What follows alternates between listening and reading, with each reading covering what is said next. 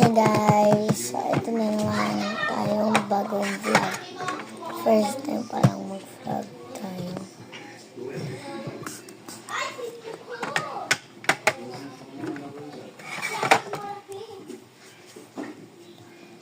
So next,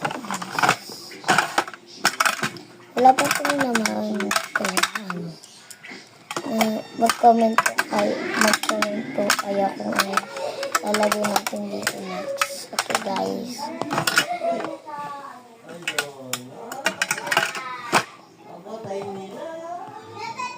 So ganito kasi yun guys. Pinila ko ng mama ko dahil sinabi ko lang yun. Kasi tapos nag-agree siya. Tapos ito yung baby niya. Thank you mama sa pag-support mo at saka sa pag-work mo mama. Magpapa-perfect po ako sa school. Bye mama, I love you. Mwah.